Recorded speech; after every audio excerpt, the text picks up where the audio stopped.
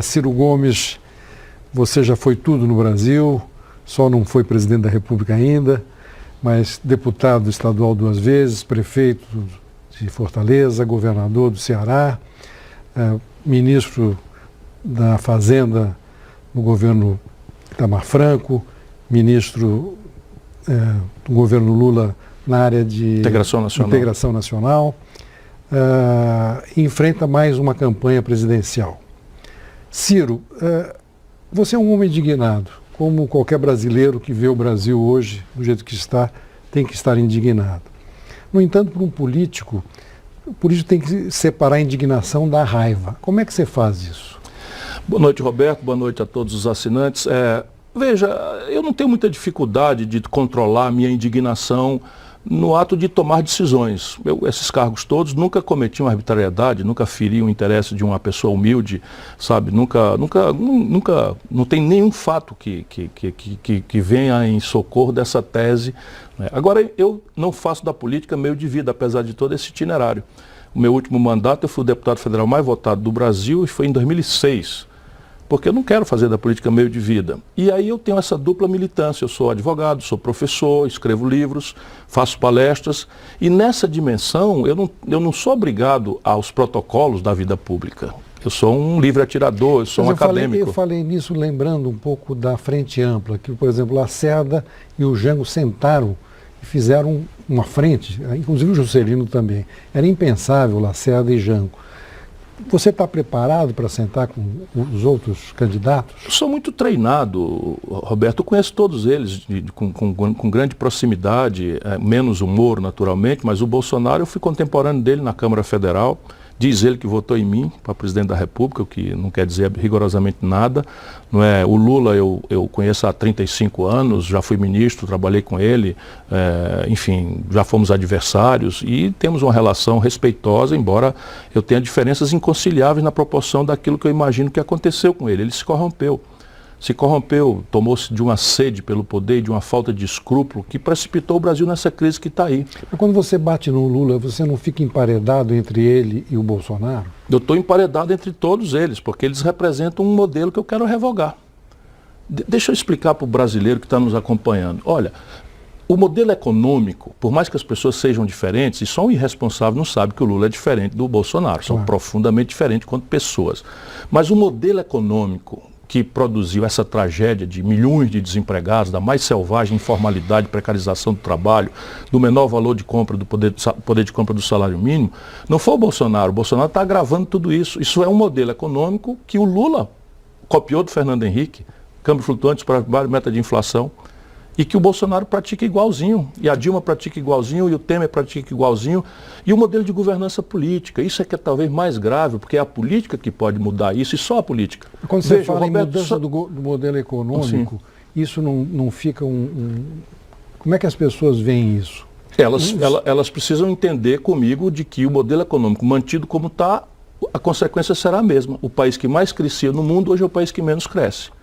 O país que destruiu 350 mil pontos de comércio nos últimos do desmantelo da Dilma, do PT para cá. Um país que fechou 38 mil indústrias do desmantelo da Dilma, do PT para cá. E o desemprego aberto, que é o mais grave da história, e a renda espremida do povo brasileiro. Então eu estou propondo mudar, e eu não propondo um salto no escuro. Eu tenho um livro, não é? Porque eu acho que a gente precisa envolver a população, que tem suas dificuldades para entender essa linguagem, mas especialmente a população que pode ler, os jovens. Eu estou muito preocupado com os jovens, e está funcionando, para entender as bases de um novo projeto nacional de desenvolvimento.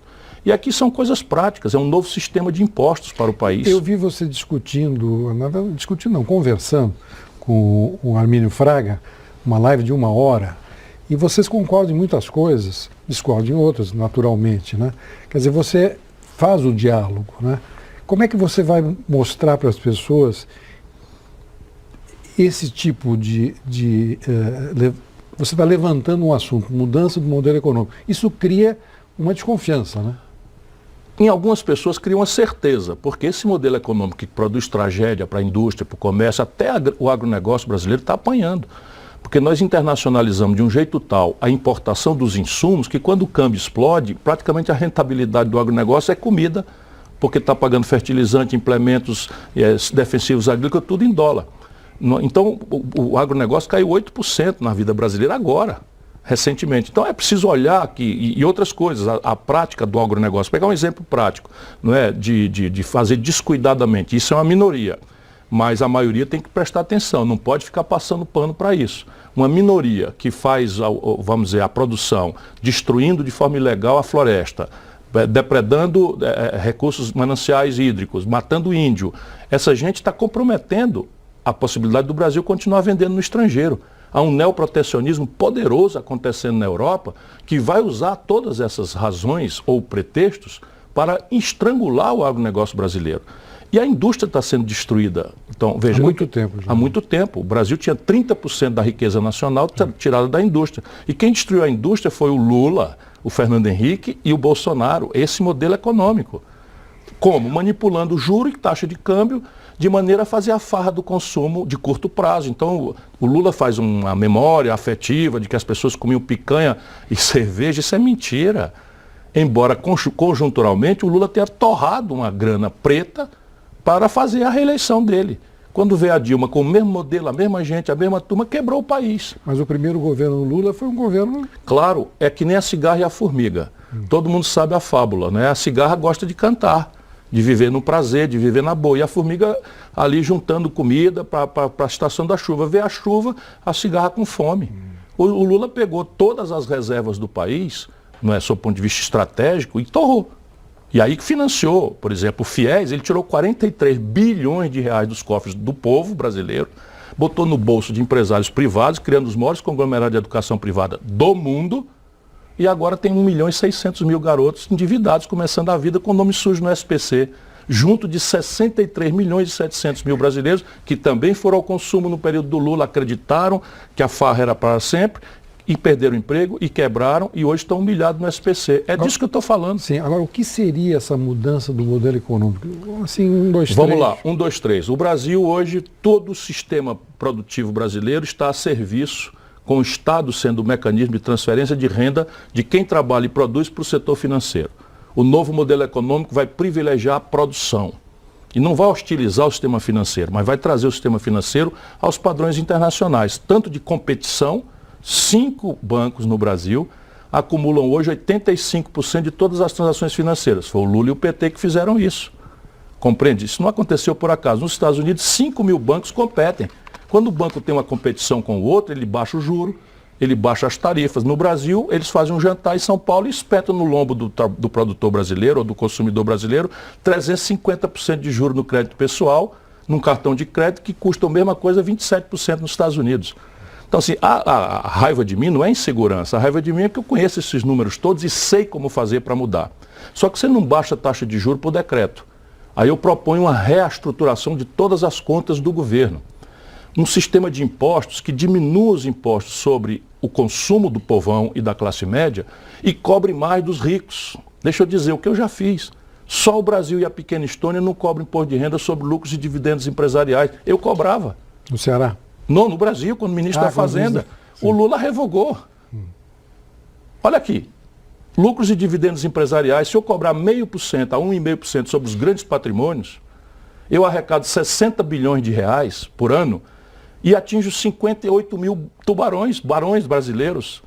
Eles sabem que eu vou cobrar isso e estão lutando loucamente para que eu não seja presidente. O Lula disse que se eu cobrar esse imposto, eles vão embora daqui para outro mundo. Isso não existe no mundo. Compreende? Então você é o seguinte, 350 bilhões de reais, Roberto, é o que o governo tem que arrecadar e não arrecada fazendo favores. Então você o filé mignon, salmão e queijo suíço tem isenção de PIS/COFINS na cesta básica do Brasil, a pretexto de que isso é para o povo. Você já viu alguém do povo comer filé mignon, queijo suíço? Sabe quanto é isso? 8 bilhões de reais por ano. Eu vou acabar com essa mamata e 8 bilhões eu boto 1 milhão de crianças em tempo integral numa creche. Esse é o modelo econômico. É um modelo econômico que vai sanear as contas do governo e por isso o juro vai cair para o padrão internacional. Faz 15 anos que o juro é negativo no mundo. No Brasil nós estamos subindo os juros. O ano que vem vai ser pior? Vai ser bem pior do que esse. Como é que vai ser a eleição com estagflação?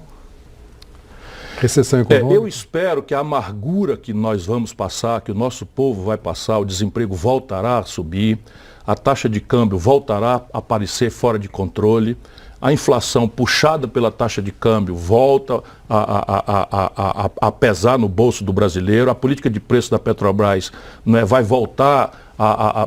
vai continuar espetando em quem precisa de gasolina, gás de cozinha, querosene de aviação ou diesel, como seus custos de transporte, por exemplo, vai continuar apanhando. Eu espero que esta amargura toda recomende ao povo brasileiro que a gente faça das eleições um debate sobre as causas. Por que o país que mais crescia no mundo, que é o Brasil, agora faz 10 anos que não cresce nada e volta a não crescer nada? Isso não é um problema de Chico, Maria ou Manel, é um problema... Colômbia, Peru estão crescendo mais... Todos estão crescendo mais do que o Brasil, todos. O Brasil é o vice-campeão mundial de inflação, o Brasil é o pior país do mundo em matéria de crescimento econômico. E na América do Sul, nós só perdemos o valor do salário mínimo para a Venezuela, que é um caos completo que o Lula defende. Ô Ciro, falando de política, como é que você vai fazer a tua campanha? A tendência é dizer atacando em transilinho e defendendo em zigue-zague. Mas é uma brincadeira. Veja, eu estou tentando muito mesmo, que esse campo de centro-esquerda da vida brasileira entenda que o problema brasileiro é trágico e que nós não podemos cometer um erro político por conservadorismo despolitizado. E eu tenho conversa com todos. Eu visitei o Kassab, eu estive com o Geraldo Alckmin, eu estive com o Márcio França, eu estive com a Marina. Eu tenho procurado conversar com essas pessoas todas, com quem eu tenho uma excelente relação. Eu tenho um diálogo muito fácil, de boa convivência, diria mesmo de boa amizade com a maioria esmagadora deles. Como conversei com o Lula já faz um tempo, mostrando para ele que é um perigo extraordinário para o Brasil, mas para a biografia dele também. Ele ir para a eleição na lambança, só porque está todo mundo com ódio do Bolsonaro, e não politizar o que está acontecendo, porque ele vai destruir a biografia dele.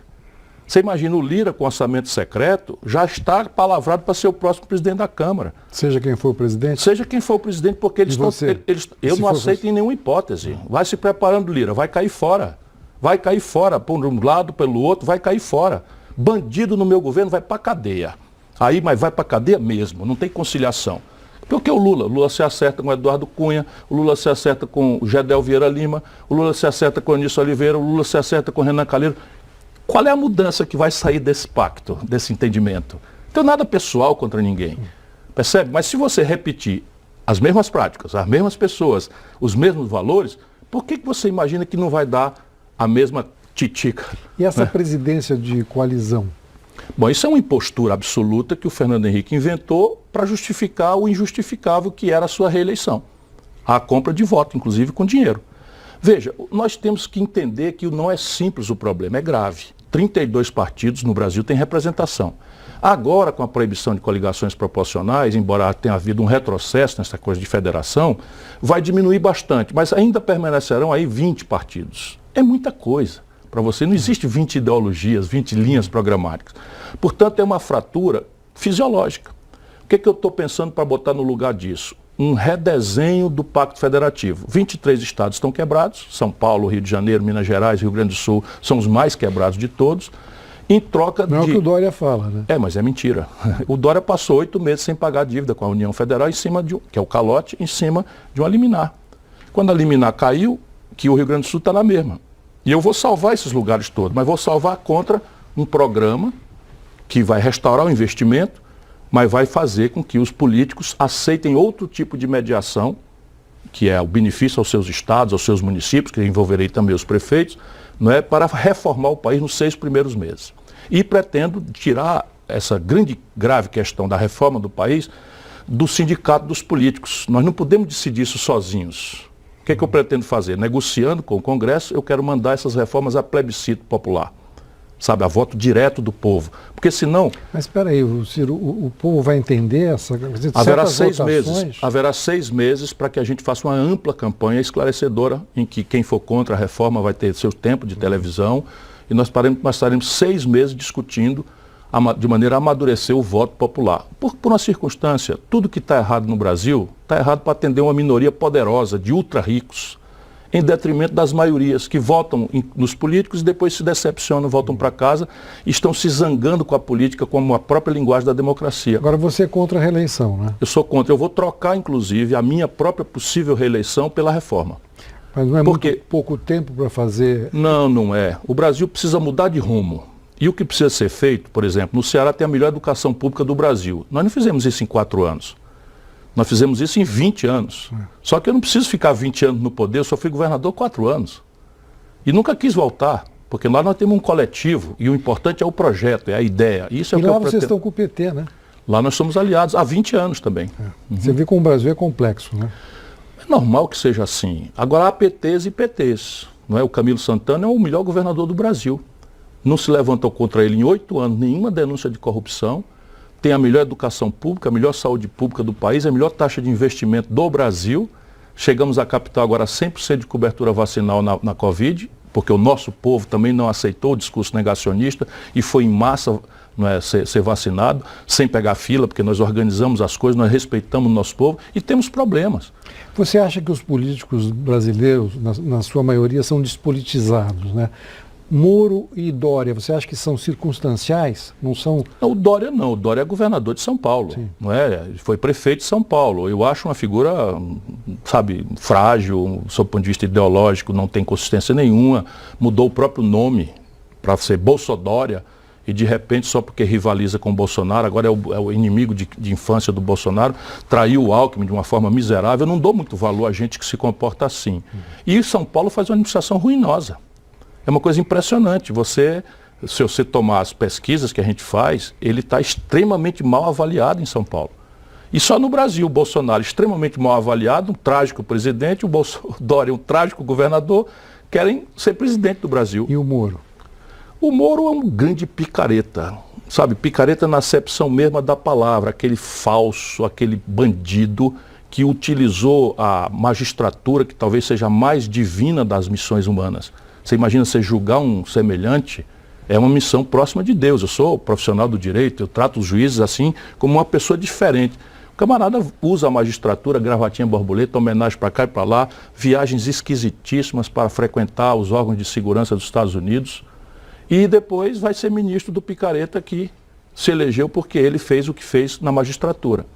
Sabe, isso é uma lesão moral, sabe? O Dória, por exemplo, que a gente está criticando, não é, mora na residência particular dele. O Moro fala moralidade, decência, corrupção, corrupção, corrupção, só fala em corrupção, corrupção, tal. Pois bem, esse cidadão, corrupção, corrupção, recebia auxílio moradia, olha aí, brasileiro, recebia auxílio moradia tendo um apartamento particular.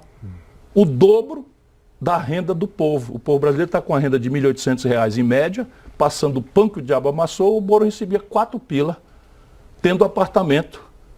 E a Conja foi acusada formalmente por um advogado chamado Tacla Duran de vender delações premiadas.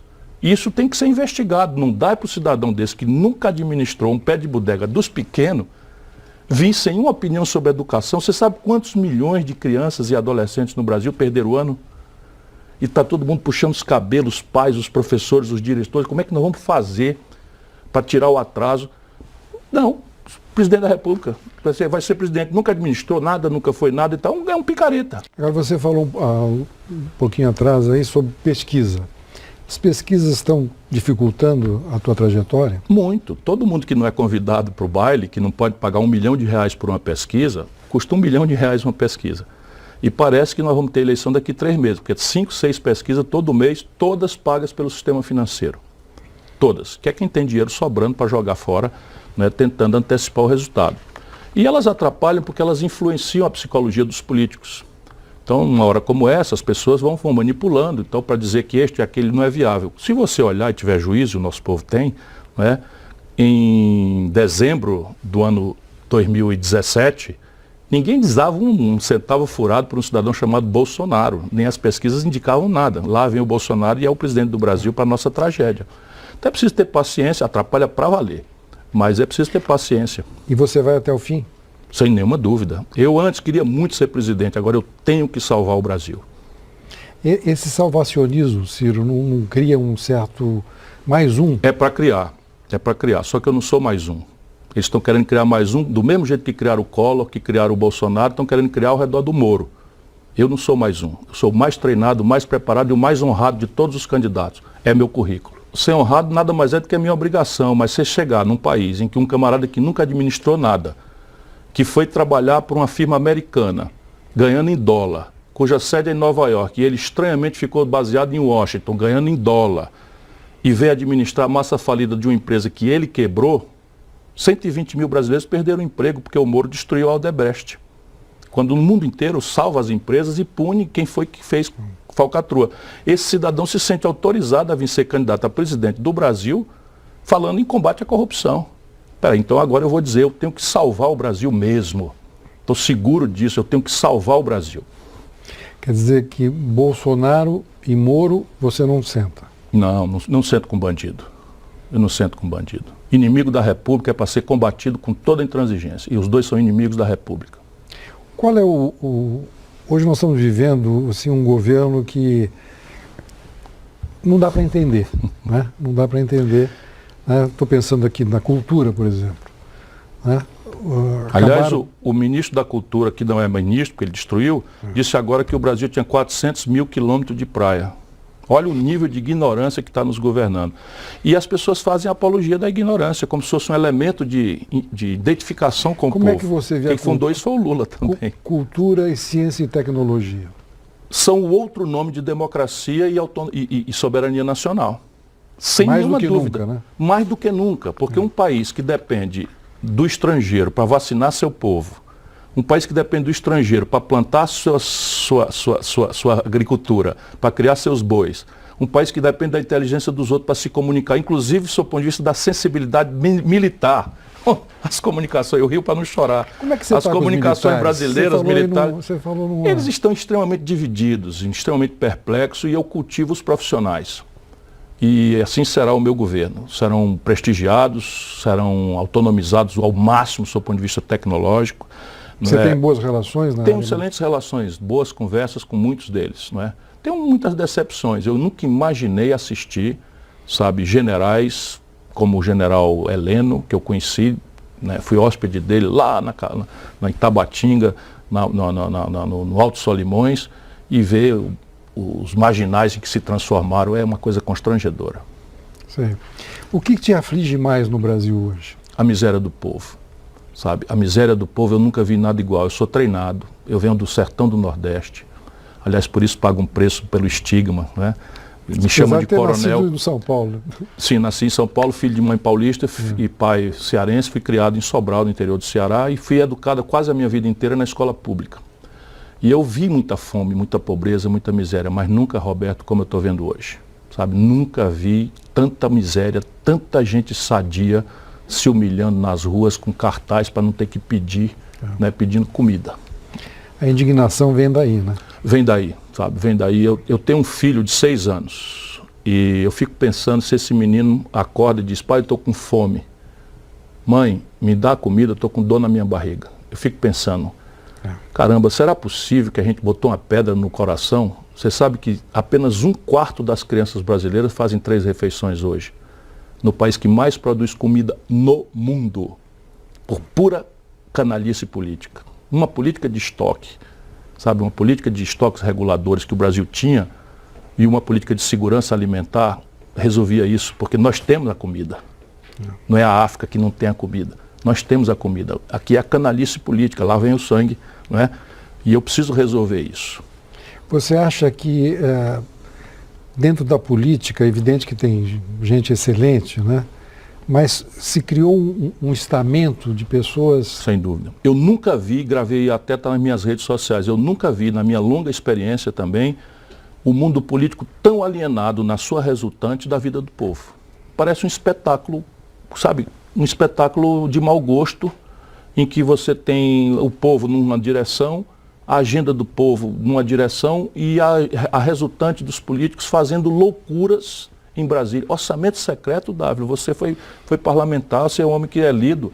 Orçamento secreto, sabe o que é? Você pegar 20 bilhões de reais dos 30 que resta para gastar com o povo e botar uma capa em cima para os políticos roubarem 40%. E é só procurar. A imprensa brasileira é só procurar, porque a exceção vai ser difícil de achar. E tem. Mas a maior parte é para roubar 40%. Ciro, para terminar, nós já chegamos no nosso tempo. Você vai até o fim? Vou firme. E se não der nessa, vai para outra também?